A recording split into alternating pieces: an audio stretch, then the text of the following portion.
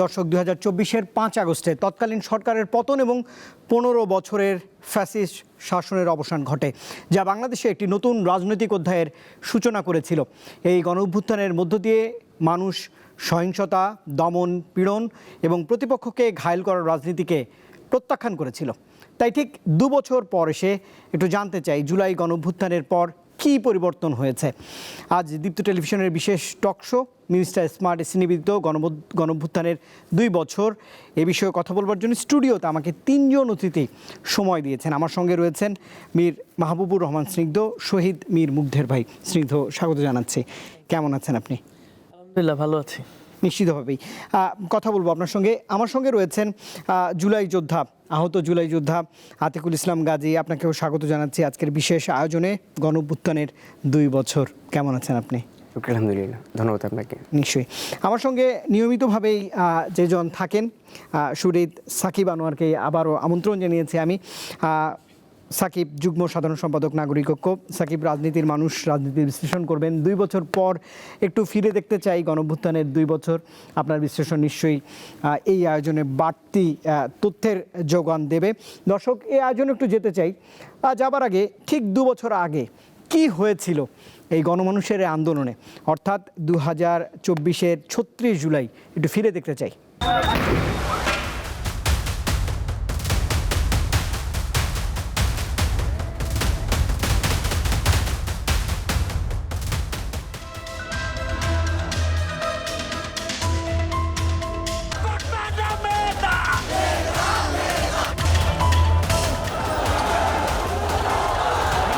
মুক্তিযোদ্ধাদের নাতিপুতিরাও পাবে না, তাহলে কি রাজাকারের নাতিপুতিরা পাবে?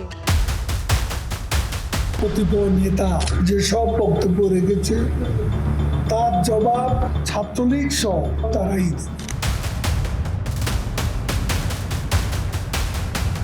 যখনই বসতে রাজি হবে, এটা যদি আজকে হয়, আজকেই আমরা বসতে রাজি আছি। ওরা আলোচনা চেয়েছিল, আমরা আলোচনা ডাক দেওয়ার পরেও ওরা আলোচনা আসে। আমাদেরকে মেরে তারপরে যে কোনো সিদ্ধান্ত বাস্তবায়ন করতে হবে। We are open to kill.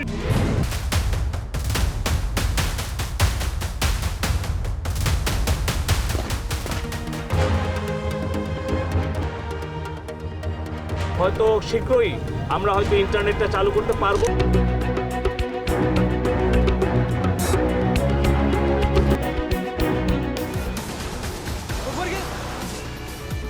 যারা হত্যাকাণ্ড, লুটপাট ও সন্ত্রাসী কর্মকাণ্ড চালিয়েছে, এরা যেই হোক না কেন, তারা যেন উপযুক্ত শাস্তি পায়, সে ব্যবস্থা নেওয়া হবে।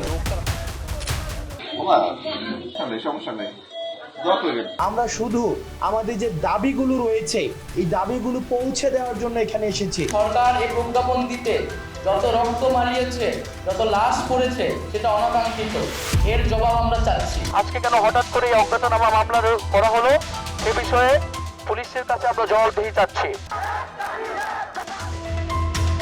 আমরা এই সকল অনাকাঙ্ক্ষিত ঘটনা তীব্র নিন্দা জানাই এবং সুষ্ঠু তদন্ত সাপেক্ষে দ্রুত বিচারের দাবি জানাচ্ছি।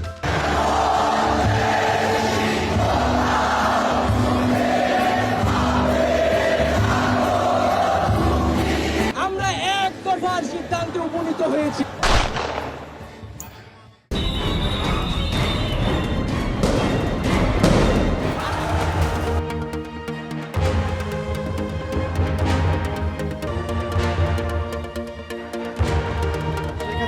উপরে যে ক্ষোভ গণভবনের ভিতরে অবস্থান করছে, সেইটি কিন্তু প্রকাশ করছেন। প্রতিটা হত্যার বিচার করা হবে, প্রতিটা অন্যায়ের বিচার হবে।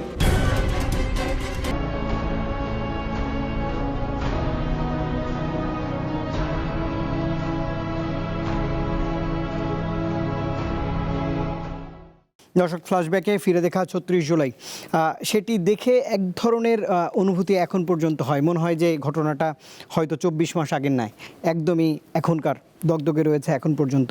স্নিগ্ধ, আপনাকে দিয়ে অনুষ্ঠান শুরু করতে চাই। ২ বছর আগে ছাত্র জনতার যে গণঅভ্যুত্থান ঘটেছিল, সেটিকে আজ ইতিহাসের কোন জায়গায় আসলে আপনি দেখেন এটি কি শুধু একটি রাজনৈতিক পরিবর্তন ঘটেছে নাকি রাষ্ট্র পুনর্গঠনের একটি অপূর্ণ বাসনা এখনও থেকে গেছে? অবশ্যই এখনও অপূর্ণ বাসনা থেকে গেছে। আমরা বিগত সময়ে 17 বছরের তিলে তিলে গড়ে ওঠা যে ফ্যাসিস্ট রাষ্ট্র কাঠামো, সেই রাষ্ট্র কাঠামো পরিবর্তনের এখন পর্যন্ত দৃশ্যমান কিছু দেখতে পারি নাই। আমরা দেখতে পাচ্ছি বিভিন্ন সময়ে এই গত 2 বছর ধরে বিভিন্ন ব্যক্তি এসে আমাদেরকে বিভিন্ন রকম আশ্বাস দিচ্ছে। আমরা আশ্বাসে বিশ্বাস করতে চাই, আমরা আশায় বুক ভরতে চাই, কিন্তু সেই ফ্যাসিস্ট রাষ্ট্র কাঠামোর পরিবর্তনের কোনো উদ্যোগ বা কোনো বাস্তব দৃশ্যমান কোনো কার্যক্রম আমরা এখন পর্যন্ত দেখতে পাইনি। অবশ্যই এটি আমাদের জন্য বেদনাদায়ক এবং জুলাই গণঅভ্যুত্থানের পরে যে স্বপ্নের বাংলাদেশ, যে আকাঙ্ক্ষার বাংলাদেশ গড়ার কথা ছিল, সেই আকাঙ্ক্ষার বাংলাদেশ না পাওয়া এখন পর্যন্ত জুলাই শহীদ আহতদের জন্য কষ্টদায়ক। এবং এটি আমরা আশা করি যে আমরা অচিরেই এটি দেখতে পাবো যে বাস্তবিক উদ্যোগ গ্রহণ করা হয়েছে। যেই ফুটেজ বা যেই স্মৃতিগুলো আমরা রোমন্থন করবার চেষ্টা করছিলাম ছোট্ট একটা এভির মাধ্যমে, এগুলো দেখে এখন যে আপনি বলছেন যে কাঙ্ক্ষিত পরিবর্তন হয়নি, দুঃখ লাগে না? দুঃখ লাগে, কিন্তু আবার আমি আশাবাদীও, কারণ জুলাই আগস্ট গণঅভ্যুত্থান আমাদেরকে অনেক কিছুই দেখিয়েছে। তার মধ্যে আমি যদি বলি 2টি মূল যেই পরিবর্তন আমরা দেখতে পেয়েছি। প্রথম পরিবর্তন, ফ্যাসিস্ট রেজিমের পতন হয়েছে। এটি সব থেকে বড় দৃশ্যমান, এবং 2 বছরে আমরা একটি গণতান্ত্রিক সরকারের গণতান্ত্রিক সরকারের বাংলাদেশ গণতান্ত্রিক সরকার পেয়েছে। এবং আমরা যদি কথা বলি, যেটি পরিবর্তন হয়েছে, যেটি অদেখা, যে দৃশ্যমান না, সেটি হলো মানুষ এখন শিখে গিয়েছে কিভাবে অন্যায়ের বিরুদ্ধে প্রতিবাদ করতে হয়, কিভাবে অন্যায়ের বিরুদ্ধে রাস্তায় নেমে আসতে হয়। তাই আমি আশাবাদী যে এই জুলাই আগস্ট গণঅভ্যুত্থান যে শিক্ষা আমাদেরকে দিয়েছে, সেই শিক্ষা থেকে শিক্ষা নিয়ে আমরা সামনের বাংলাদেশকে আরো ভালোভাবে গড়তে সক্ষম হব। নিশ্চিতভাবেই। আতিকুল ইসলাম গাজী, হাজার মানুষের জীবন, হাজার হাজার মানুষের আহত যারা রয়েছেন, তাদের দুঃখ, কষ্ট, বেদনা, সেগুলো বয়ে আজ ঠিক 2 বছর পর আপনার সঙ্গে কথা হচ্ছে। আপনি আন্দোলনের অগ্রসৈনিক, আপনি কেমন দেখেন যে এই আন্দোলন শুধু একটি রাজনৈতিক পরিবর্তনকেই করেছে, নাকি পুরো সমাজ ব্যবস্থাপনা, রাষ্ট্র পুনর্গঠনের জন্য যে আকাঙ্ক্ষা, সেটির বাস্তবায়ন ঘটেছে কিনা, বা আপনার পর্যবেক্ষণ কি? মন কাঁদে কিনা? আমার কাছে এরকমটাই মনে হয় যে শুধু রাজনৈতিক পরিবর্তনই ঘটেছে। দেখেন, আমরা দেখেছি ফ্যাসিস্ট আমলে যেরকম কাঠামো ছিল, যে আপনার লুটপাট, গুম খুন, চাঁদাবাজি, দখলবাজি, ঠিক একই আমল এখনও রয়ে গিয়েছে। আমরা আসলে একটা প্রত্যাশা নিয়ে আন্দোলনে নেমেছিলাম যে নতুন একটা বাংলাদেশ গঠন করব। আমরা এই ফ্যাসিবাদ তাড়িয়ে নতুন একটা বাংলাদেশ নিয়ে আসব, যে বাংলাদেশের আশাকাঙ্ক্ষা হচ্ছে জনগণের প্রত্যাশাই ছিল। আমরা দেখেছি ফ্যাসিস্ট আমলে যদি কেউ সরকারের বিরুদ্ধে কথা বলতো, তাহলে তাকে গুমের শিকার হতে হতো, তাকে আয়না করে শিকার হতে হতো, হত্যার শিকার হতে হতো। কিন্তু আমরা স্পষ্টভাবে এখন লক্ষ্য করতে পারছি, বর্তমান যে সরকার গঠন করেছেন, তার বিরুদ্ধে কথা বলা যায় না। যে কথা বলে তাকে গ্রেপ্তার হতে হয়। তার মত প্রকাশের স্বাধীনতা একেবারেই ধরতে গেলে হারিয়ে গিয়েছে। আমরা ছোট থেকেই শুনে এসেছি বিএনপি হচ্ছে একটি গণতান্ত্রিক দল, সেই কারণে বিএনপিকে আমার খুবই পছন্দ ছিল। তবে আমরা স্পষ্টভাবে এখন দেখতে পাচ্ছি আসলে যে তারা গণতন্ত্রকে গলা টিপে হত্যা করার মতোই কার্যক্রম চালিয়ে যাচ্ছে। আমরা দেখতে পাচ্ছি যে বর্তমান সময়ে নিষিদ্ধ দল নয়, বরঞ্চ সংসদীয় বিরোধী দল, তারা সুষ্ঠুভাবে একটা প্রোগ্রাম করতে পারছে না। তাদের স্টেজে গিয়ে হামলা করা হচ্ছে, তাদের কর্মীদেরকে চোখ উঠিয়ে ফেলছে। এগুলো অবশ্যই আমরা মনে করি যে ফ্যাসিস্ট আমলের মতোই তারা কার্যক্রম চালিয়ে যাচ্ছে। আমরা ভেবেছিলাম যে জনাব তারেক রহমান সাহেব সরকার গঠন করার পরবর্তী সময়ে জনগণের আশা-আকাঙ্ক্ষা বাস্তবায়ন হবে, জুলাইয়ের আশা-আকাঙ্ক্ষা বাস্তবায়ন হবে। আমরা যেই কারণে আমাদের ভাইয়েরা শহীদ হয়েছেন, যেই কারণে আমরা পঙ্গুত্ব বরণ করেছি, সেই আশা-আকাঙ্ক্ষাগুলো বাস্তবায়ন হবে। তবে আমরা স্পষ্টভাবে দেখতে পাচ্ছি আসলে তিনি সেই দিক থেকে ফিরে এসেছেন, এবং ঠিক ফ্যাসিস্ট আমল যেভাবে গিয়েছিলেন, তিনি সেই আমলটাকে ফিরে আনার চেষ্টা করছেন। আমরা এখনও শিওর না আসলে তিনি কি ফ্যাসিস্ট হাসিনা হতে চায় কি না। অবশ্যই তিনি যদি এরকমটা চেয়ে থাকে, তাহলে তিনি বুকা স্বর্গে বাস করছেন। কারণ জনগণ যেহেতু রাজপথে নামতে শিখে গেছে, রক্ত দিতে শিখে গেছে, জীবন দিতে শিখে গেছে, সুতরাং এই জনগণকে কখনোই থামিয়ে রাখা সম্ভব হবে না। তিনি যদি ফ্যাসিবাদ হয়ে উঠতে চায়, তাহলে অবশ্যই জনগণ তাকেও ফ্যাসিবাদের মতোই তাড়াতে বাধ্য হবে। তো দেখেন, বর্তমান সময়ে আমি অংশগ্রহণ করে আমার একটা হাত হারিয়েছি, যে আমার একটা হাতের বিনিময়ে, আমাদের শহীদ মুগ্ধ ভাই, আবু সাইদ ভাইদের জীবনের বিনিময়ে জনাব তারেক রহমান সাহেব দেশে আসার সুযোগ পেয়েছেন এবং তিনি নির্বাচিত করার সুযোগ পেয়েছেন এবং নির্বাচিত হওয়ারও সুযোগ পেয়েছেন। তিনি সরকার গঠনও করেছেন। তবে আমি যদি আমি হচ্ছে তাদের অপকর্মের যখন বিরোধিতা করি বা হচ্ছে সেগুলো হচ্ছে ফেসবুকে লেখালেখি করি বা বিভিন্ন মিডিয়াতে আলোচনা করি, আমাকে হচ্ছে হুমকি শিকার হতে হচ্ছে। আপনার 2-3 দিন আগে হচ্ছে আমার এলাকায় হচ্ছে পুলিশ, বিজিবি ওরা আসছে, এসে আমাকে নিষিদ্ধ করতেছে যে আপনি তো সরকারি ভাতা পান, তাহলে আপনি কেন সরকারের বিরুদ্ধে লেখালেখি করেন বা হচ্ছে সরকারের বিরুদ্ধে কেন যান, আপনি আন্দোলনে যাবেন না। তো আমি বলছি যদি আমি অপরাধ করে থাকি তাহলে আমাকে হচ্ছে আপনারা গ্রেপ্তার করেন। যদি আপনার কাছে যদি মনে হয় যে এগুলো অপরাধ তাহলে আপনি গ্রেপ্তার করেন। জনগণ যদি আমার পক্ষে রায় দেয় তাহলে জনগণ আমার পক্ষে আন্দোলন নামবে, আমাকে জেল থেকে ছাড়িয়ে আনবে। তো আমি যে অংশগ্রহণ করে আমার একটা হাত হারিয়েছে, সেখানে হচ্ছে আমাকে এরকম একটা সিচুয়েশনে যেতে হচ্ছে। আর যারা হচ্ছে আন্দোলন অংশগ্রহণ করেনি তাদের সিচুয়েশনটা কেমন হবে সেগুলো ভেবে আমরা হচ্ছে নার্ভাস। ফ্ল্যাশব্যাকে যে তথ্যচিত্রটি আমি দেখানোর চেষ্টা করলাম দর্শকদের, এই দিনগুলো মনে পড়লে এখন আপনার অনুভূতি কেমন হয়? দেখেন, আসলে যারা হচ্ছে আন্দোলনে অংশগ্রহণ করেনি তাদের কাছে এখন এবং পরবর্তী সময় সবসময় এটা মনে হবে যে জুলাই অভ্যুত্থান একটা সাধারণ জিনিস। তবে আমরা যখন হচ্ছে বন্দুকের সামনে দাঁড়িয়ে দীর্ঘ একটা সময় লড়াই করেছি, আমাদের কাছে মনে হচ্ছে যে 1 মিনিট রাজপথে টিকে থাকাটা হচ্ছে চ্যালেঞ্জিং ব্যাপার। সুতরাং সেখানে হচ্ছে আমরা দীর্ঘ একটা সময় সংগ্রাম করেছি, আমাদের ভাইরা জীবন দিয়েছে, রক্ত দিয়েছে। আমরা আমাদের নিজের চোখের সামনে আমাদের ভাইদেরকে পাখির মতো গুলি করে হত্যা শিকার হয়েছে, সেটা আমরা নিজের চোখে দেখেছি। আমরা আমাদের নিজের হাতে আমরা হচ্ছে লাশ রিকশায় তুলে দিয়েছি মেডিকেলের উদ্দেশ্যে। আমরা আমাদের নিজেদের হাতে হচ্ছে আমাদের ভাইদের হচ্ছে গুলিবিদ্ধ দেহ হচ্ছে আমরা মানুষের হাতে তুলে দিয়েছি সহযোগিতার জন্য, যে আপনারা তাকে মেডিকেল নিয়ে যান। সেই পরিপ্রেক্ষিতে হচ্ছে আমি নিজেও গুলিবিদ্ধ হয়েছি এবং হাত হারিয়েছি। তো অবশ্যই যে সিনগুলো আমরা অলরেডি দেখতে পেয়েছি, এগুলো অবশ্যই আমার কাছে দেখলে খুবই কষ্ট লাগে যে আমরা কি একটা দিন পার করেছি। তবে আসলে কষ্ট লাগতো না যদি আমাদের আশা আকাঙ্ক্ষা এবং জনগণের আশা আকাঙ্ক্ষাগুলো বাস্তবায়ন হতো, যেমন জুলাই সনদ বাস্তবায়ন হতো, গণভোটের অধ্যাদেশগুলো বাস্তবায়ন হতো।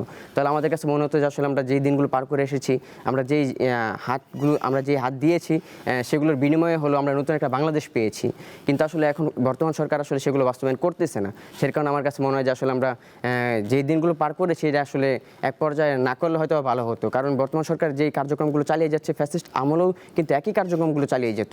তাহলে ফ্যাসিস্ট শেখ হাসিনার দোষটা কোথায় ছিল যদি একই কার্যক্রম আমাদেরকে দেখতে হয়? সুতরাং আমরা মনে করি আসলে জনাব তারেক রহমান সাহেব যত সরকার গঠন করেছে, তার আশেপাশের ব্যক্তিরা যদি তাকে হচ্ছে কোনো ভুল ডিসিশন দিয়ে থাকে, তাহলে সেই স্থান থেকে তার সেই ডিসিশনগুলো প্রত্যাখ্যান করে তার নিজের মতো ভাবতে হবে যে এই মানুষগুলো জীবন দিয়েছে, এই মানুষগুলো পঙ্গুত্ব বরণ করেছে নতুন একটা বাংলাদেশের জন্য।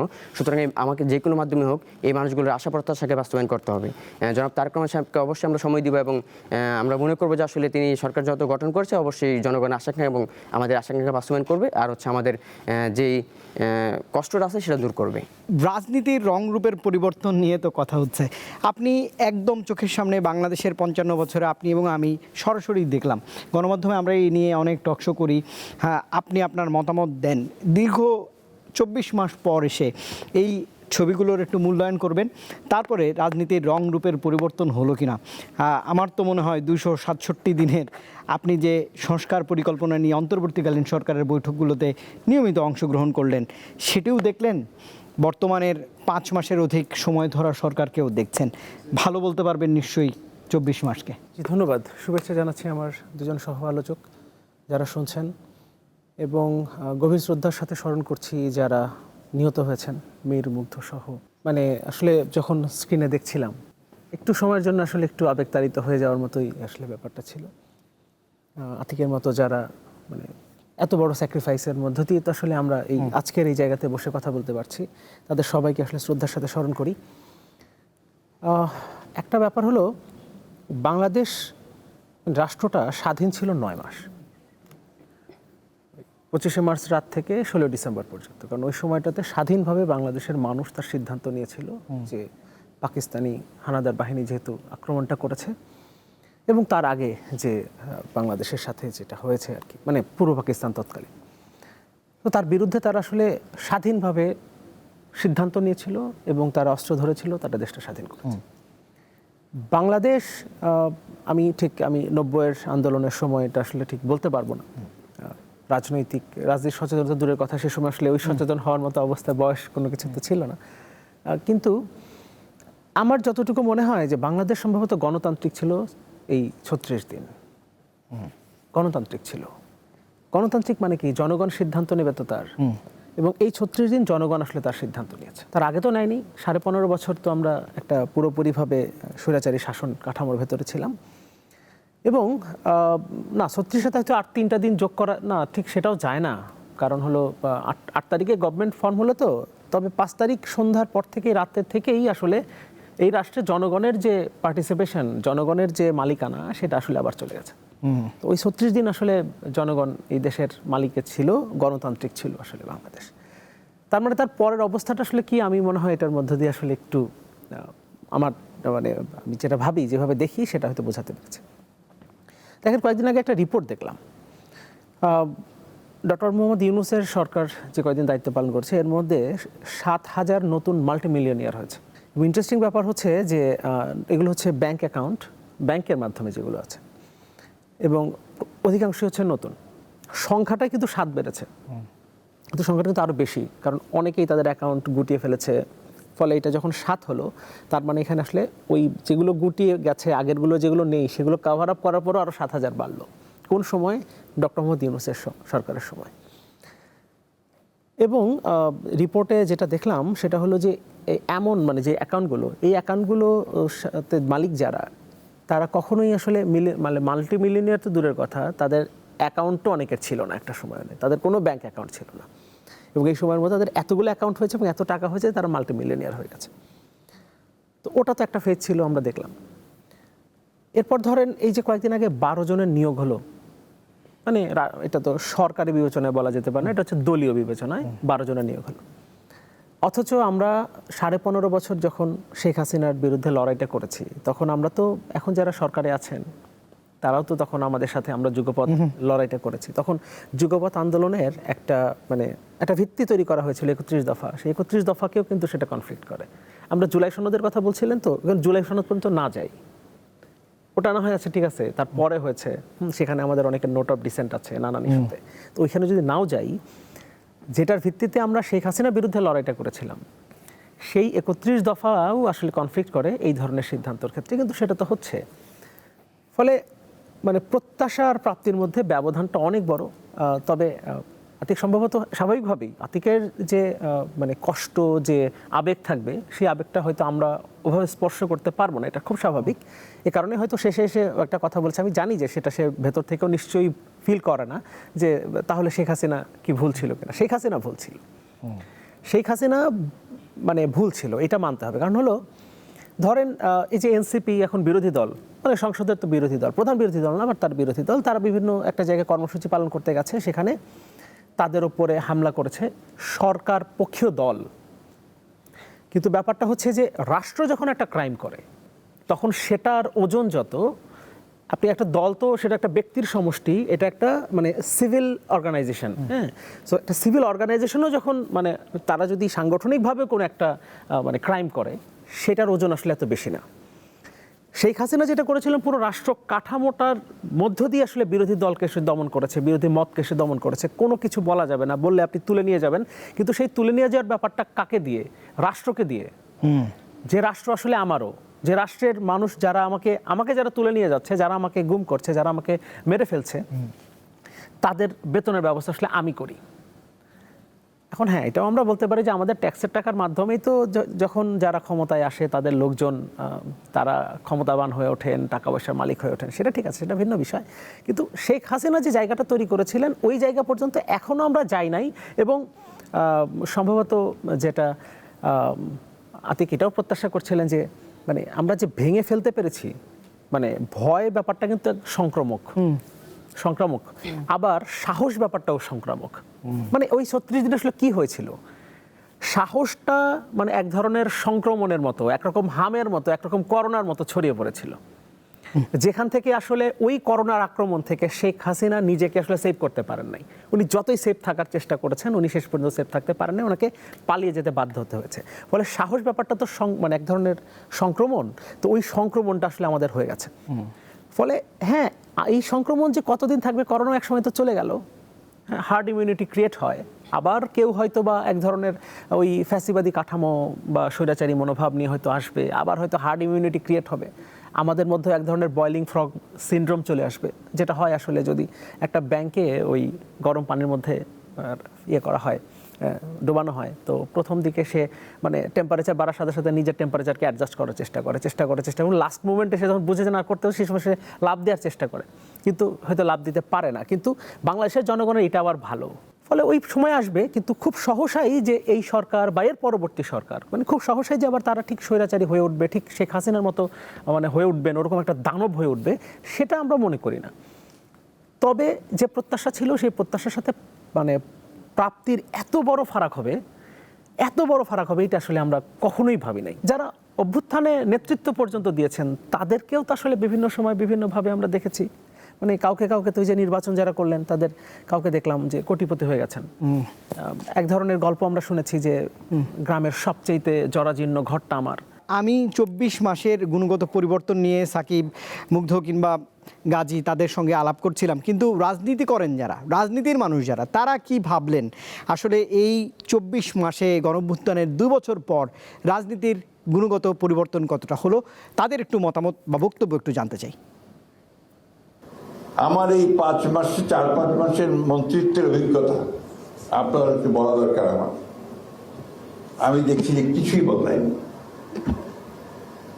একইভাবে আপনার যারা ঘুষ খেত তারা ঘুষ খাওয়ার পদ্ধতি বিক্রি করছে, একইভাবে যারা আটকে দিত ভালো একটা কাজকে আটকে দিচ্ছে, একইভাবে ওই যে আমি বললাম যে আপনার ভোট পাল্টে দিয়ে চলে আসছে।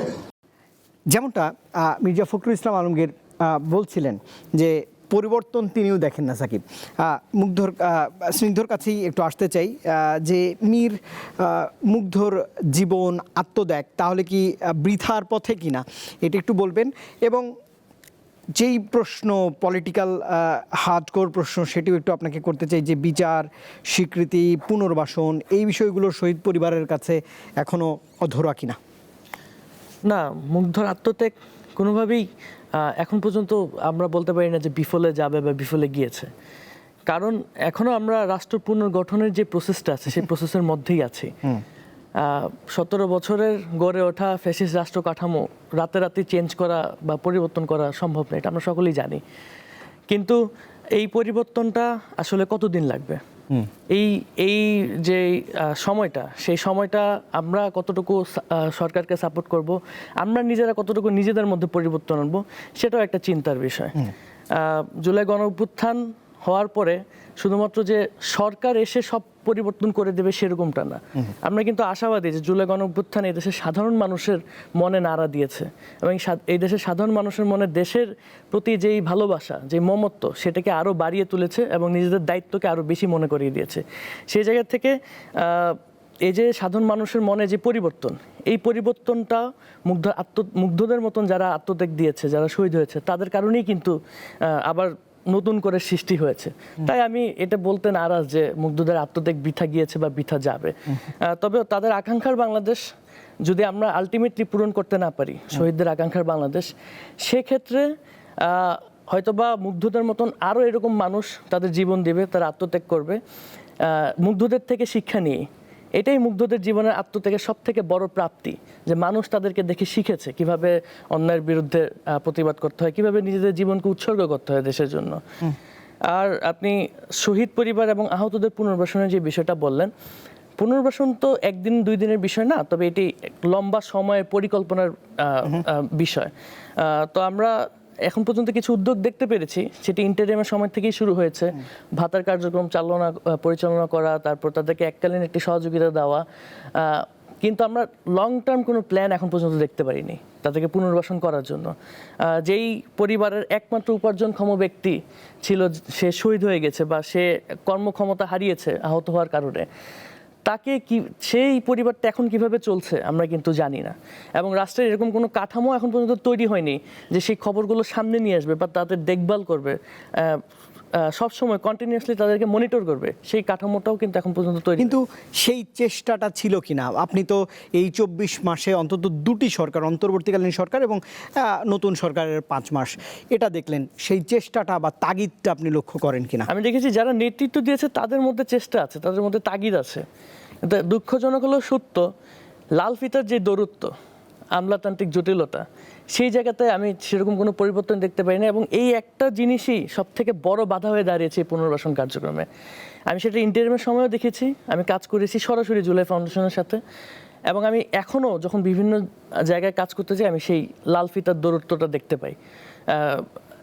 এটাও স্বাভাবিক যে রাতারাতি 17 বছরের আমলাতান্ত্রিক যেই কাঠামো তৈরি হয়েছে সেটাও পরিবর্তন করা সম্ভব না, কিন্তু কিছুটা হলেও 2 বছরে একটা সহনশীল পর্যায়ে চলে আসবে সেটা আমরা একটা আশাবাদী ছিলাম।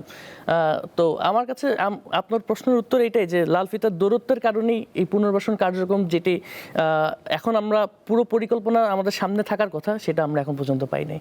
আতিকের কাছেও একই প্রশ্ন। আপনি তো স্নিগ্ধর কথা শুনবার চেষ্টা করছিলেন। আহত জুলাই যোদ্ধাদের বর্তমান বাস্তবতা কেমন? আপনার সঙ্গে কারো যোগাযোগ আছে কিনা বা পরিবারগুলোর খোঁজ খবর যতটুকু আপনার মাধ্যমে যদি একটু জানতে পারি, তাদের কর্মসংস্থানের সুযোগ হয়েছে কিনা, অন্তর্বর্তীকালীন সরকারের কাছ থেকে যে প্রত্যাশা আপনারা করেছিলেন সেটি পূরণ হয়েছে কিনা, কারণ তারাই তো 18 মাস ক্ষমতায় ছিল এবং আপনাদেরই সরকার। শিওর, তার আগে অবশ্য আমি 1 মিনিট একটু বলতে চাই। সাকিব ভাই বলেছিলেন যে বর্তমান সরকার এখনও শেখ হাসিনার মতো হয়ে ওঠেনি বা শেখ হাসিনা যেই কার্যক্রমগুলো চালিয়ে গিয়েছিলেন সেই পর্যায়ে যায়নি। তো দেখেন, শেখ হাসিনা হচ্ছে স্বৈরশাসক, কিন্তু আপনার শুরু থেকেই ছিলেন না। তিনি 17 বছর শাসনামলের ভিতরে প্রথম 5 বছর কিন্তু তিনি স্বৈরশাসক ছিলেন না। প্রথম 5 বছরের পরবর্তী সময় গিয়ে তিনি আসলে স্বৈরাচার কার্যক্রমগুলো রানিং করেছিলেন। তবে আমরা স্পষ্টভাবে লক্ষ্য করতে পারছি বিএনপি সরকার গঠন করেছে এখন পর্যন্ত 5 মাস হয়নি। তো এখনই তারা বিরোধী দলের উপর দমনপীড়ন চালানো শুরু করে দিয়েছে। তাহলে শেখ হাসিনার মতো 17 বছর শাসনামল যদি তারা টিকে থাকতে পারে তাহলে শেখ হাসিনার চেয়ে বেশি কিছু হবে না, যে তার তো কোনো নিশ্চয়তা নেই। আর আপনি যেটা বললেন আর কি, যে আমরা দেখেছি যে অন্তর্বর্তীকালীন সরকার ক্ষমতা হস্তান্তর করার পরবর্তী সময় বা আগে আর কি, যিনি ক্ষমতা নেওয়ার আগে আমরা ভেবেছিলাম যে আসলে তিনি হয়তো বা জুলাই গণঅভ্যুত্থান নিয়ে মোটামুটি ভালো কাজ করবেন, জনগণের আশা-আকাঙ্ক্ষাগুলো নিয়ে কাজ করবেন, বা জুলাই যারা শহীদ হয়েছেন তাদের বিষয়গুলো ভাববেন এবং কাজ করবেন। তবে আমরা দেখলাম যে আসলে অন্তর্বর্তীকালীন সরকার গঠন করার পরবর্তী সময়ে যারা হচ্ছে উপদেষ্টা ছিলেন, ম্যাক্সিমাম পার্সনগুলো হচ্ছে তারা নিজেদের আকার গুছাতেই ব্যস্ত ছিলেন, যার কারণে আসলে জুলাইয়ের তেমন একটা মানে উন্নয়ন বা উন্নতি হয়নি। আমরা ভেবেছিলাম যে আসলে অন্তর্বর্তীকালীন সরকার হয়তো বা রাজনৈতিক দলগুলোকে গুছিয়ে হয়তো বা দিয়ে যাবে, তার হয়তো বা পরবর্তী সময় সরকার এসে সেগুলো বাস্তবায়ন করবে। আমরা দেখেছি জনাব তারেক রহমান সাহেব তিনি রংপুরে পথসভায় গিয়ে বলেছিলেন যে আপনারা সকলে গণভোটের পক্ষে হ্যাঁ ভোট দিবেন, গণভোটের পক্ষে হ্যাঁ ভোট দিলে জুলাইয়ের শহীদদের আত্মত্যাগকে মর্যাদা দেওয়া হবে, জুলাইয়ের আহতদের আত্মত্যাগকে মর্যাদা দেওয়া হবে। তবে আমরা স্পষ্টভাবে লক্ষ্য করতে পারছি তিনি সরকার গঠন করার পরবর্তী সময় তার হচ্ছে যে দেওয়া কথা ছিল সেখান থেকে ফিরে চলে এসেছে। তিনি একেবারেই আসলে জুলাইয়ের যে গণভোটের রায়গুলো ছিল সেগুলো বাস্তবায়ন করতে একবারই প্রস্তুত নয় বা রাজি নয়। তিনি আসলে জুলাইয়ের যেই জুলাই সনদটা ছিল আসলে সেটাই বাস্তবায়ন করতে চায়নি, খুবই প্যাশারকেটভাবে হচ্ছে সেটা বাস্তবায়ন করানো হচ্ছে। আপনি যেটা বলেন যে আসলে মানে আমাদের আত্মত্যাগের বিষয় বা হচ্ছে আমাদের সাথে খোঁজখবর আছে কিনা আমাদের সহযোদ্ধা ভাইদের, অবশ্যই আমি একটা সংগঠনের সহসভাপতি হিসাবে আছি, কেন্দ্রীয় সহসভাপতি হিসেবে। এটা হচ্ছে ন্যাশনাল জুলাই ওয়ারিয়র্সের, এটা হচ্ছে এনসিপির অঙ্গ সংগঠনের, অবশ্যই এখনও পাবলিশড হয়নি, তবে খুব শীঘ্র পাবলিশড হয়ে যাবে।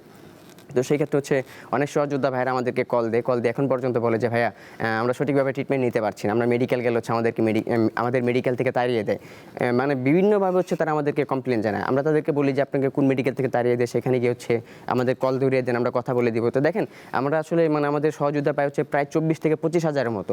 তো কতজন ব্যক্তি আমাদেরকে কল দিবে বা কতজন ব্যক্তির জন্য আমরা হচ্ছে মেডিকেলের ডিরেক্টরদেরকে রিকোয়েস্ট করব। তো দেখেন এখন পর্যন্ত আমাদের আহত ভাইরা সঠিকভাবে চিকিৎসাই পাচ্ছে না। এখন পর্যন্ত প্রায় 150-র উপরে আমাদের ভাইয়েরা হচ্ছে তাদের ফাইল রেডি করা আছে, তারা হচ্ছে বাইরে যা ট্রিটমেন্ট নিবে সেগুলো যাওয়া হচ্ছে না। এগুলো নিয়ে মানে খুবই হয়রান শিকার হতে হচ্ছে। প্রতিনিয়ত আমাকে কল করে বলে যে ভাইয়া দেখেন আমার কাগজ রেডি, আমাকে প্রতিনিয়ত বলা হয় যে কালকে পরশু এসো তোমার এই কাজটা করে দেওয়া হবে। তো এখন পর্যন্ত আমাদের আহত ভাইরা হচ্ছে হয়রান শিকার হচ্ছে। তো আমরা মনে করি যে আসলে আমরা ভেবেছিলাম যে হয়তো অন্তর্বর্তী তো জনাব তারেক রহমান সাহেব হয়তো সরকার গঠন করার পরবর্তী সময়ে আমাদের, কারণ যতটা নির্বাচিত সরকার অবশ্যই তার সব কিছুরই দক্ষতা বা ক্ষমতা থাকবে, সব কিছু তিনি নিয়ন্ত্রণ করতে পারবে। তিনি হয়তো বা শহীদ পরিবারদের যে চাওয়া পাওয়া আছে সেগুলো বাস্তবায়ন করতে পারবে। আমাদের আহত যে ভাইগুলো এখনও বিভিন্ন পর্যায়ে মেডিকেল যাতায়াত করে তাদের চিকিৎসাগুলো নিশ্চিত করতে পারবে, যাদের হচ্ছে বাইরে যায় ট্রিটমেন্ট নেওয়ার কথা তাদের বিষয় ব্যবস্থা নিতে পারবে। তবে আমরা এখন পর্যন্ত দেখতে পাচ্ছি আসলে তিনি সেই স্থান থেকেও ব্যর্থ। আমাদের আহত ভাইদের চিকিৎসার স্থান থেকেই তিনি আসলে এখন পর্যন্ত ব্যর্থ। তাহলে কর্মসংস্থান আসলে জোগাড় করে দেবে কবে সেটা নিয়ে আসলে আমরা নিশ্চিত নই। নিশ্চয়ই। সাকিব আনোয়ার, স্বভাবতই গণঅভ্যুত্থানের সময় তরুণদের যে প্রত্যাশা ছিল, কথা বলে যেটি বোঝা যাচ্ছে এখন 2 বছর পরে সে বাস্তবিকভাবেই সেগুলোর অনেকটার বাস্তবায়ন হয়নি। এই হতাশার কণ্ঠধ্বনি তো শোনাই যাচ্ছে। সরকার যখন দেশ পরিচালনার দায়িত্ব নেয়, সেটি যে সরকারই হোক, অন্তর্বর্তীকালীন সরকারের সামনেও নিশ্চয়ই বড় চ্যালেঞ্জ ছিল। 18 মাসের সরকার, বর্তমান সরকার খুব কম সময়ের সরকার। আপনি কি দেখেন তরুণদের রাজনীতিতে অংশগ্রহণ বেড়েছে কিনা, নাকি হতাশা অনীহা সেখানেও রয়েছে? আপনি বলছিলেন মানুষ কিন্তু জেগে উঠেছে, সেই জেগে ওঠা মানুষের বড় স্টেক হোল্ডার কিন্তু এই তরুণরা। হ্যাঁ, না নিশ্চয়ই তরুণদের হাতেই তো আসলে যে কোনো ধরনের পরিবর্তন হয়, যে কোনো ধরনের প্রতিবাদ যেমন হয়, নতুন কিছু গড়ে তোলার ব্যাপারটাও তরুণদের হাতে হয়, এটা তো বরাবরই। হ্যাঁ, হতাশার ব্যাপারটা আছে, মানে তরুণদের মধ্যে আছে, তরুণদেরকে নিয়েও আছে। মানে তরুণদেরকে মানে দেখে যে সাধারণ মানুষ যেভাবে রাস্তায় নেমে এসেছিল আজ থেকে 2 বছর আগে, সেই সাধারণ মানুষকে আজকে যদি আপনার তরুণদের নেতৃত্বে কোনো একটা বিষয় নিয়ে যদি একই ধরনের কোনো একটা প্রোটেস্টের ব্যাপার আসে, তারা নেমে আসবে কিনা এটা নিয়ে যথেষ্ট অন্তত ভাববে। এই পরিস্থিতি তৈরি হয়েছে। হ্যাঁ, পরিস্থিতি তৈরি হয়েছে। তো ফলে তরুণদের মধ্যে এক ধরনের হতাশা আছে, আবার তরুণদের নিয়েও এক ধরনের হতাশার ব্যাপার আছে। বিশ্বাসের জায়গাটা আসলে ভেঙে গেছে। মানে ওই যেটা বলছিলাম যে ইন্টারিমের সময় কেন 7,000 মাল্টিমিলিয়নিয়ার বাড়বে, কেন অভ্যুত্থানের মানে নেতৃত্ব দিয়েছেন বলে আসলে আমরা যাদেরকে জানি বা যারা অন্তত নিজেদেরকেও সেভাবে পোট্রে করেন, তারা কিভাবে একদম শূন্য থেকে কোটিপতি হয়ে যাবেন। এবং মানে সেটা তো ডকুমেন্টেড, যেটার কথা বলছি, যেগুলো ডকুমেন্টসের বাইরে সেটার তো আলোচনা আসছে না। ফলে ওই হতাশার ব্যাপারটা আছে। হ্যাঁ, একটা ব্যাপার হলো কি, ধরেন 24-এর অভ্যুত্থানটা তো কোনো একটা নির্দিষ্ট রাজনৈতিক দলকে রাষ্ট্র ক্ষমতায় নিয়ে আসা বা কোনো একটা মানে যারা ক্ষমতায় ছিল তাদেরকে ক্ষমতা থেকে অপসারণ, এই ধরনের কোনো লক্ষ্য নিয়ে আসলে হয় নাই। রাষ্ট্র কাঠামো ভেঙে ফেলা, নতুন করে একটা কিছু গড়া, অর্থাৎ আমরা যেটাকে বলি গণতান্ত্রিক রূপান্তর, এই গণতান্ত্রিক রূপান্তরের লক্ষ্যে আসলে সাধারণ মানুষ নেমেছিল। ভেতর থেকে কি শব্দ সে চিন্তা করেছে, সে গণতান্ত্রিক রূপান্তর শব্দ, কাঠামো ভেঙে ফেলা শব্দ, এই ধরনের কোনো শব্দ হয়তো তার ভেতরে ছিল না, বাট প্রত্যাশা তার ভেতরে যেটা ছিল, যেটা সে অনুভব করেছে, সেটা আলটিমেটলি এটাই। কিন্তু সেই কাঠামো ভেঙে ফেলে নতুন করে গণতান্ত্রিক রূপান্তরের যে জার্নিটা, সেই জার্নিটা আমরা আসলে ইন্টারিমের মানে 1.5 বছরেও আমরা শুরুই করতে পারলাম না। আর নতুন করে যখন একটা নির্বাচিত সরকার আসলো, তখন তো আসলে যেটা আতিক বারবার বলছিলেন কিংবা স্নিগ্ধও বললেন, যে যেভাবে আসলে আমাদের অগ্রসর হওয়ার কথা ছিল, আমরা ঠিক সেই জায়গাতে আসলে যেতে পারছি না। স্নিগ্ধ অনেকটা আশাবাদ দেখেন, অবশ্যই আমরা তো সবাই আশাবাদ দিই যে কিছু একটা তো হবে, এবং কিছু একটা অনেকটা হয়েছেও, আসলে একদম কিছু হয় নাই সেটা না, অনেক কিছু হয়েছে। মানে ধরেন এখানে অন্তত নিশ্চিতভাবে বলা যায় যে এখান থেকে প্রত্যাশা করি আর কি, যেখান থেকে আমি যে কিছুই বলি না কেন, আমি অন্তত এখান থেকে মানে বের হওয়ার পর বাসা পর্যন্ত যেতে পারবো। মানে এটাতে রাষ্ট্র আমাকে আসলে বাধা দিবে এটা মনে হয় না এখনো। কিন্তু মানে আমি নিজে মানে যখন শেখ হাসিনার শাসন আমলে এই ধরনের টকশো থেকেও বের হওয়ার ক্ষেত্রে আমাকে চ্যানেলের গাড়ি ভিন্নভাবে আমাকে বের করে বাসায় পৌঁছে দিয়েছে, এই ঘটনা আমার সাথে ঘটেছে। তো এই জায়গাটাতে এখন আমি নাই।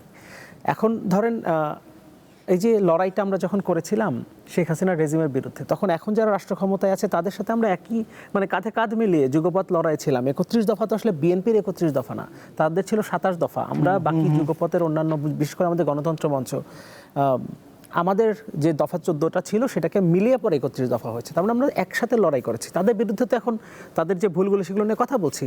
যেমন ধরেন 31 দফার 9 নম্বর দফায় বিচার বিভাগের স্বাধীনতার কথা স্পষ্টভাবে বলা ছিল, একদম মানে মাজদার হোসেন মামলার আলোকে আমরা বিচার বিভাগ স্বাধীন করব। সেখানে আপনার সুপ্রিম কোর্ট সচিবালয়ের কথা বলা ছিল, অথচ ইন্টারিমের সময় যে 133টা অধ্যাদেশ হয়েছে, এর মধ্যে থেকে আপনার 4টা যে আউটরাইট বাতিল করে দেওয়া হয়েছে, ওটা হচ্ছে সুপ্রিম কোর্ট নিয়ে। সুপ্রিম কোর্ট সচিবালয় যেটা করা হয়ে গিয়েছিল, তাদের কর্মকর্তা কর্মচারীদের আবার ফিরিয়ে আবার সচিবালয়ে ঢোকানো হয়েছে, সচিবালয় বন্ধ করে দেওয়া হয়েছে। বর্তমানে যিনি আইনমন্ত্রী, তিনি ঘটা করে ঘোষণা দিয়ে কিন্তু সেই সময় তিনি এই সচিবালয় উদ্বোধন করেছিলেন। এখন তিনি আইনমন্ত্রী হয়েছেন, এখন তিনি আর তখন এখন তিনি হয়তো যাই হোক কি বলবেন জানি না। এখন আবার তিনি বলছেন যে তিনি এর বিরুদ্ধে এখন সরকারের যে অবস্থান, তার পক্ষে আবার তিনি আইনি লড়াই যাবেন। যাই হোক, তো এই যে ব্যাপারগুলো, তার মানে আমরা আসলে প্রাপ্তির জায়গায় কিভাবে যাচ্ছি। আবার এই যে আপনার এক সচিবালয় তো গেল, এরপর বিচারক নিয়োগ নিয়ে কত ঝামেলা, তো আমরা জানি যে দলীয় বিচারক নিয়োগ হলে কি কি ধরনের ঘটনা ঘটে। মানে আপনি যদি ধরেন যে 2006 সালে যে ঝামেলাটা তৈরি হয়েছিল বা যেটা আমরা 111 বলি, ওইখানে তো ওই ক্রাইসিসটা একটা জায়গা তো ওখানে ছিল। ওই বিচারক নিয়োগ, প্রধান বিচারপতি বয়স বাড়ানো, নানান হিসাব নিকাশ তো ওই জায়গাতে এসেছিল। ইনফ্যাক্ট আমরা এই যে মানে বিচারক শামসুদ্দিন মানিক, তাই তো মানিক তো, হ্যাঁ, তো আমরা দেখেছেন এই ধরনের বিচারকদেরকে, মানে যদিও তিনি বিচারক অ্যাকচুয়ালি, প্রধান বিচারপতি ছাড়া কাউকে তো বিচারপতি বলা যায় না, যদি উনি বিচারপতি না বললে ক্ষিপ্ত হতেন। উনি অ্যাকচুয়ালি বিচারপতি নন, উনি বিচারক। যাই হোক, তো এই ধরনের পরিস্থিতি কি হয় আমরা জানি, কিন্তু তারপরে এই সরকারকে আমরা দেখছি যে আউটরাইট বাতিল করে দিলেন। 133টা অধ্যাদেশের মধ্যে তারা বলেন মাঝে মাঝে যে 98টা অধ্যাদেশ, এতগুলো অধ্যাদেশ একটা অধিবেশনে আমরা পাশ করে ফেলেছি। ভাই, ওগুলো তো সব হয়েছিল, ওগুলো আপনার নতুন করে কিছু করার দরকার পড়ে নাই। আর ওগুলো কোন অধ্যাদেশ? এই ধরনের এক জায়গায় স্কুলের নাম বদলাইছে, একটা জায়গায় শেখ হাসিনার নামে একটা প্রতিষ্ঠান ছিল, ওটার নাম পরিবর্তন হয়েছে, এই টাইপের একটা রাস্তার নাম পরিবর্তন হয়েছে, ওইগুলো তো অধ্যাদেশ করতে হয়েছে তখন। তো সেই অধ্যাদেশগুলো আপনি আইনে পরিণত করেছেন, কিন্তু ঠিক যেগুলো রাষ্ট্রের কাঠামোগত গণতান্ত্রিক মানে রূপান্তরটা করতে পারতেন, ওই জায়গাগুলোতেই আপনি আসলে আর হাত দিতে চাচ্ছেন না। কেন চাচ্ছেন না জানি না। গুম কমিশনের মানে বন্ধ হয়ে গেল। গুম কমিশনের রিপোর্ট কি আছে না আছে আমরা জানতে পারছি না। কয়েকদিন আগে একটা রিপোর্ট দেখলাম, যেখানে দেখলাম যে তারা যে নথিপত্র সংগ্রহ করেছিল সেই নথিপত্র এখন অরক্ষিত অবস্থায় আছে, কারণ কমিশনই নাই। অধ্যাদেশ বাতিল হয়ে গেছে, ফলে কমিশন বিলুপ্ত হয়ে গেছে। মানবাধিকার কমিশন, মানে আপনার তথ্য অধিকার কমিশন, মানে এই যে মানে অধ্যাদেশ, এই অধ্যাদেশগুলো যেগুলো আসলে রাষ্ট্রের কাঠামোগত সংস্কার করতে পারতো, ওগুলোই আসলে আমরা সামনে আনতে পারলাম না। এটা একটা অনেক বড় ব্যর্থতা। আর একটা ব্যাপার হচ্ছে, সরকারি দলের পক্ষ থেকে আমি কয়েকদিন আগে কোথায় একটা টকশোতেই বলছিলাম, আপনাদের চ্যানেলেই কিনা, যাই হোক, তো মানে একজন বলছিলেন যে বিএনপির সাথে একটা প্রতারণা করা হয়েছে নির্বাচনের আগে। প্রতারণাটা কি? যে জুলাই সনদটা যেটা দক্ষিণ প্লাজায় স্বাক্ষর করা হলো, সেটাকে একভাবে দেয়া হয়েছিল, পরবর্তীতে আপনার যখন বাস্তবায়ন আদেশ দেওয়া হয়, জুলাই সনদ বাস্তবায়ন আদেশ দেওয়া হয় এবং গণভোটের জন্য যে অধ্যাদেশ জারি করা হয়, সেখানে ভিন্নভাবে এটাকে প্রেজেন্ট করা হয়েছে। ফলে এটা প্রেজেন্ট করে বিএনপির সাথে এটা এক ধরনের প্রতারণা করা হয়েছে। ভাই, যদি প্রতারণা হয়ে থাকে, ওটা হয়েছিল 12ই নভেম্বর। জুলাই সনদ বাস্তবায়ন আদেশ দেওয়া হয়েছিল 12ই নভেম্বর। আপনি 12ই ফেব্রুয়ারি পর্যন্ত 3 মাসে আপনি জানেনই না যে ওখানে কি দেওয়া আছে। এটা তো আপনি নিশ্চয় বলতে পারেন না, তখন আপনি জানেন। জানার পরে তো আপনি বলছেন যে এই আপনার গণভোটে হ্যাঁ ভোট দেন। আপনি জানার পর এটা বলছেন না, তাহলে আপনার মনে যদি আগে থেকে থাকতো যে না, আমার সাথে প্রতারণা হচ্ছে, এই কারণে আমি এটা আসলে মানি না, তারপরেও আপনি যদি গণভোটে হ্যাঁ পক্ষে যদি বলে থাকেন, তার মানে তো আসলে ভাই প্রতারণাটা আপনি করছেন, প্রতারণাটা আসলে আপনার সাথে হয় নাই। আতিকুল ইসলাম গাজী, আপনার কাছে একটা বিষয় জানতে চাই। আমরা একদম টকশোর শেষ প্রান্তে রয়েছি। আপনি কিভাবে মূল্যায়ন করবেন যে আগামী 2 বছর, আপনি বলছিলেন যে সরকারকে আপনারা সময় দিতে চান, আমি যদি ভুল না করি এনসিপি প্রধান বিরোধী দলের অংশীজন, তারা তো সংসদে ভোকাল এবং তারা রাজনৈতিক কর্মসূচি পালন করছেন। যেই পরিবেশ রয়েছে এই মুহূর্তে, আগামী 2 বছরে এমন কি কাজ করলে আসলে গণঅভ্যুত্থানের লক্ষ্যগুলো বাস্তবায়ন করতে পারবে? সরকারের প্রতি আপনার কি পরামর্শ থাকবে? বাংলাদেশ সত্যি কি এগুবে না পেছাবে, সেই পর্যবেক্ষণও দেবেন? না, দেখেন, অবশ্যই এখানে সরকার দলীয় হচ্ছে যে শেখ হাসিনার তন্ত্র যেগুলো ছিল সেগুলো বাদ দিতে হবে। যেমন দেখেন, আপনার নাসিরউদ্দিন পাটোয়ারি, তার হচ্ছে মত প্রকাশের জন্য আসলে তাকে যেভাবে অস্ত্র নিয়ে হচ্ছে হামলা করা হয়, আসলে মত প্রকাশের বিনিময়ে আসলে মানে অস্ত্রের রাজনীতি তো এখানে আসার কথা না। তার মতামত আপনার কাছে ভালো লাগে না, আপনি সেই মতামতের পরিপ্রেক্ষিতে আপনি ভিন্ন মতামত নিয়ে আসেন। যদি আপনি সেটাও না হয়, তাহলে আপনি আইনি প্রক্রিয়া বেছে নেন। আপনি তাকে মানে গায়ে হাত তুলবেন, হত্যাযোগ্য করে তুলবেন, সেখানে পরিস্থিতি ভিন্ন করে তুলবেন, সেগুলো তো আসলে একটি গণতান্ত্রিক রাষ্ট্রে কখনই হতে পারে না। সুতরাং এই স্থান থেকে অবশ্যই নির্বাচিত সরকারকে মত প্রকাশের স্বাধীনতায় সম্পূর্ণভাবে দিতে হবে। এর পাশাপাশি হচ্ছে আপনার গুমখুনের গণভোটের ভিতরে অবশ্যই কিন্তু গুমখুন অধ্যাদেশটা বাতিল ছিল, তো সেই স্থানে তারা হচ্ছে সেটা রানিং রাখতে চায়। কারণ তারা চায় যে তাদের বিরুদ্ধে যদি কেউ তাদের অপকর্মের বিরুদ্ধে যদি কেউ কোনো প্রচার চালায়, তাহলে তাকে ডিবির মাধ্যমে ডিবি হেফাজতে নিয়ে আসবে, গুম করে নিয়ে আসবে। তো এরকম অধ্যাদেশগুলো তারা চায়। যেহেতু আগে সাকিব ভাইয়া যে বললেন আসলে গণভোটের যে বিষয়টা আর কি, যে প্রতারণার, এখানে গণভোটে তো অবশ্যই স্পষ্টভাবে সব কিছু এখানে উল্লেখ করাই ছিল। এরকম তো না যে আসলে কোনো কিছু উল্লেখ করা ছিল না, বা হচ্ছে সরকার কারো বাসায় গিয়ে তাদেরকে প্রেশার ক্রিয়েট করেছিল। এখানে সম্পূর্ণভাবে উল্লেখ করা ছিল। এরই পাশাপাশি একই ইসি, একই নির্বাচন কমিশন, একই সরকারের মাধ্যমে যে 2টা ভোটই হয়েছে, আবার একই দিনেই হয়েছে, তাহলে একটা আসলে বৈধ হয় আর একটা অবৈধ হওয়ার তো কোনো সুযোগ নেই। এখানে অবশ্যই গণভোট বৈধ ছিল এবং এটাকে যে কোনো মাধ্যমে মেনে নিতে হবে। নিশ্চয়ই ধন্যবাদ। আজকে আর হয়তো আপনাকে সময় দিতে পারছি না। আতিকুল ইসলাম গাজী, ভালো থাকবেন। স্নিগ্ধ, আপনার কাছে যে প্রশ্নটি জানতে চাই, তরুণদের যে স্বপ্ন দুর্নীতিমুক্ত বৈষম্যহীন গণতান্ত্রিক বাংলাদেশ, সেই স্বপ্ন বাস্তবায়নে আসলে সবচেয়ে বড় বাধা কি সরকারের জন্য? আগামী দিনের আপনি বড় চ্যালেঞ্জ কি দেখেন? দেখেন, আমি তিনটা বিষয় নিয়ে আমি যদি কাজ করার সুযোগ হয় বা যদি কাজ করা সম্ভব হয়, সেক্ষেত্রে আমার কাছে মনে হয় জুলাই গণঅভ্যুত্থান পূর্ণতা পাবে। প্রথম বিষয় ফ্যাসিস্ট রাষ্ট্র কাঠামোর পরিবর্তন, যেটা নিয়ে আমরা এতক্ষণ ধরে আলোচনা করেছি, এটা নিয়ে আমি আর না বলি।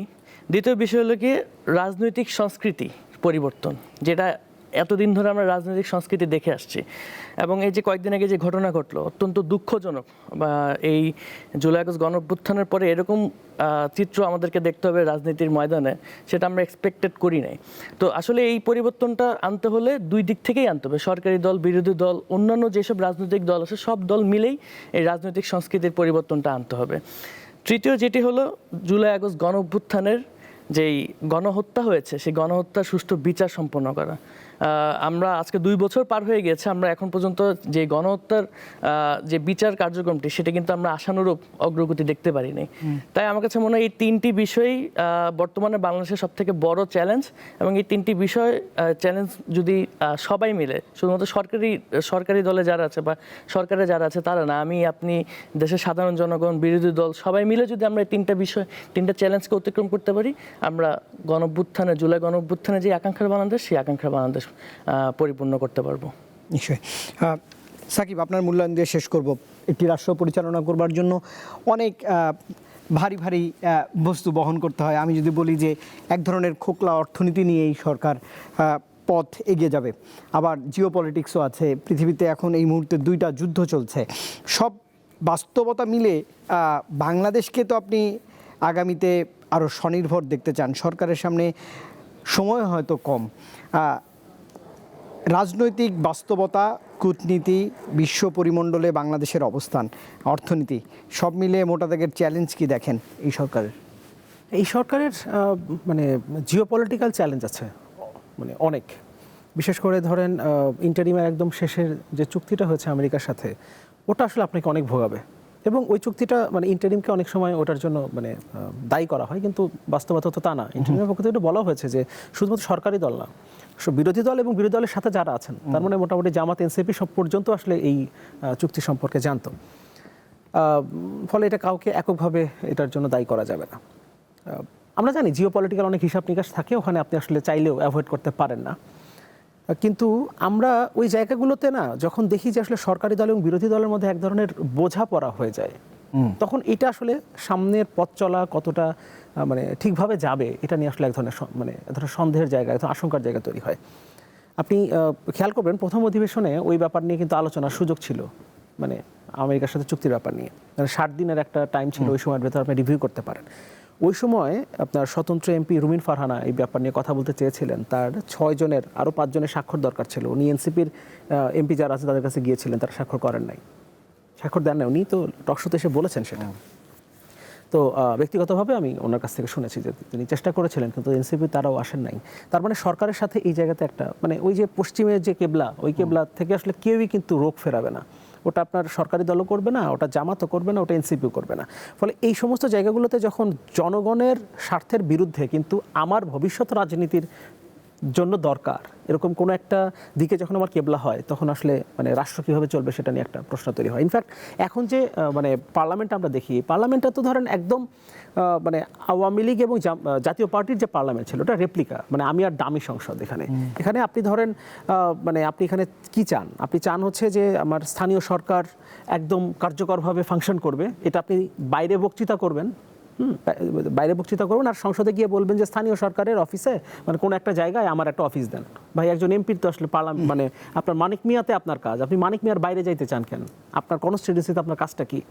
হ্যাঁ, আপনি স্থানীয় সরকার ধ্বংস করার জন্য ওখানে যাইতে চান। এখন ওই জায়গাতে যেহেতু স্বার্থ মিলে যায়, ওটা সরকারি বিরোধী দল চায়, সরকারি দল দিয়ে দেয়। এবং আমরা তো মানে বর্তমানে যারা বিরোধী দল, প্রধান বিরোধী দল জামাতের অনেককে তো দেখি বিভিন্ন বরাদ্দ, এইটা সেটা, এটা পাই না, বাড়ির এসি চলে না, মাইক্রোওয়েভ ওভেন কই, হিট হয় না। তো এইগুলো নিয়ে আসলে তারা ব্যস্ত। ফলে এই পরিস্থিতি যখন আসলে আমরা দেখি, তখন ওই ক্রাইসিসের ব্যাপারটা আমাদের মনে হয় যে আসলে সামনে কি হবে, জনগণের পক্ষে আসলে কে বলবে। সরকার, হ্যাঁ, তার নানান চাপ আছে, ইন্টারন্যাশনাল পলিটিক্স, জিও পলিটিক্স, তাকে হিসাব নিকাশ করতে হচ্ছে, যুদ্ধ আছে, তেলের দাম বাড়ছে, সামনে কোথায় চলে যাবে আমরা জানি না, ফলে সব ক্রাইসিস তাকে হ্যান্ডেল করতে হচ্ছে। এই ক্রাইসিসগুলো হ্যান্ডেল করার সময় আবার সে যেহেতু ক্ষমতায় আছে, ফলে তার যে একটা মানে বিশাল শরীর, মানে তার যে রাজনৈতিক দল, তারা সুযোগ সুবিধা নেওয়ার চেষ্টা করবে, চাঁদাবাজি, দুর্নীতি, লুটপাট, স্বাভাবিক, এটা আমাদের দেশে তো জেনারেল প্র্যাকটিস, মানে অস্বীকার করার কোনো সুযোগ নাই। ফলে এই সব কিছুর বিরুদ্ধে দাঁড়াবে কে? বিরোধী দলকে দাঁড়াইতে হবে, তো তাকে বলতে হবে, পার্লামেন্টে গিয়ে দাঁড়াতে হবে। আপনি পার্লামেন্টে যেখানে আসলে সমাধানটা পান, আপনি সেখানে কিছু বলেন না, আপনি স্টান্টবাজি করার জন্য বাইরে যায় বক্তৃতা করেন, ওই একই জিনিসের মানে ওই একই কথা কিন্তু আপনি পার্লামেন্টে দাঁড়ায় বলেন না, আপনি মিলান না। আপনি এনসিপি যে পার্লামেন্টের বাইরে যারা যে সমস্ত কথাবার্তা বলে, জুলাই সনদ বাস্তবায়নের কথা, জুলাই সনদ বাস্তবায়নের ব্যাপারে কয়দিন সে পার্লামেন্টে কথা বলছে বলেন তো? সে বলে নাই। রুমিন ফারহানা তার স্বাক্ষর পর্যন্ত পায় নাই রাষ্ট্রের পক্ষে কথা বলার জন্য। তো কোথায় যাব? তো এই জায়গাটাতে আসলে মানে সরকারের জন্য অনেক চ্যালেঞ্জ আছে, বিশেষ করে অর্থনৈতিক ব্যাপারটা তো বিশাল চ্যালেঞ্জিং। আমি দেখলাম 700 কোটি টাকারও বেশি করে সম্ভবত প্রতিদিন ব্যাংক থেকে তাকে ধার করতে হচ্ছে রাষ্ট্র পরিচালনার জন্য। হিসাব করে দেখলাম প্রায় 3 লাখ কোটি টাকার মতো তাকে আসলে ব্যাংক থেকে ঋণ করতে হবে। ব্যাংক থেকে যখন আপনি মানে বাংলাদেশের ব্যাংকিং সিস্টেম থেকে যখন আপনি টাকাগুলো নিয়ে নেবেন, তখন আলটিমেটলি আপনি যদি ধরুন তফসিলি ব্যাংক থেকে নেন, তাহলে তাদের মানে বিনিয়োগকারীদেরকে ঋণ দেওয়ার সক্ষমতা কমে যাবে। ফলে বিনিয়োগকারীরা যখন আপনার ঋণ পাবে না ব্যাংক থেকে, ওই ফ্লোটা কমে যাবে, তখন আপনার কর্মসংস্থান সৃষ্টি হবে না খুব স্বাভাবিকভাবেই। ফলে আপনি এখন বলছেন 2034 সালের মধ্যে $1 ট্রিলিয়ন অর্থনীতি করব, 31 সালের মধ্যে 1 কোটি কর্মসংস্থান করব, আর এদিকে আপনি প্রতিদিন 700 কোটি টাকা 800 কোটি টাকা ব্যাংক থেকে লোন নেবেন। মানে এটা মুখে বললে তো আসলে হবে না। ফলে আমরা এখন যেটা দেখতে পাচ্ছি সেটা হচ্ছে যে সরকারি দলও স্টান্টবাজিতে ব্যস্ত, বিরোধী দলও স্টান্টবাজিতে ব্যস্ত। কেউ আসলে সত্যিকার অর্থে পার্লামেন্টে দাঁড়িয়ে যেখানে গিয়ে আসলে জনগণের পক্ষে কথা বলবার জন্য জনগণ তাদেরকে ম্যান্ডেটটা দিল, সেখানে দাঁড়িয়ে জনগণের পক্ষে যেখানে আসলেও জনগণের জন্য কিছু করা সম্ভব, সেখানে দাঁড়িয়ে আসলে কাউকে কিছু করতে দেখছি না। নিশ্চয়ই। সাকিব আনোয়ার, অন্যদিন নিশ্চয়ই আপনার পর্যবেক্ষণ শুনবার প্রয়াস থাকবে। ধন্যবাদ, ভালো থাকবেন, দেখা হবে আবারও।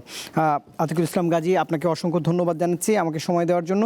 মীর মাহবুবুর রহমান স্নিগ্ধ, ভালো থাকবেন, অন্যদিন নিশ্চয়ই আপনার পর্যবেক্ষণ শোনার চেষ্টা করব। দর্শক, কথা বলছিলাম আজকে গণঅভ্যুত্থানের 2 বছর পর, গণঅভ্যুত্থানের 2 বছর নিয়ে একটি বিশেষ আয়োজনে, মিনিস্টার স্মার্ট এসি নিবেদিত গণঅভ্যুত্থানের 2 বছর এই আয়োজনে। রাজনীতির রং তো ক্ষণে ক্ষণে বদলায়, কিন্তু এই 36 জুলাইয়ের প্রেরণা এবং সাহস নিয়ে গণতান্ত্রিক বাংলাদেশ এগিয়ে যাবে এমন প্রত্যাশা তো করতেই পারি। সেই প্রত্যাশা রেখেই আজকের আয়োজন থেকে বিদায় নিচ্ছি। ভালো থাকবেন, শুভরাত্রি।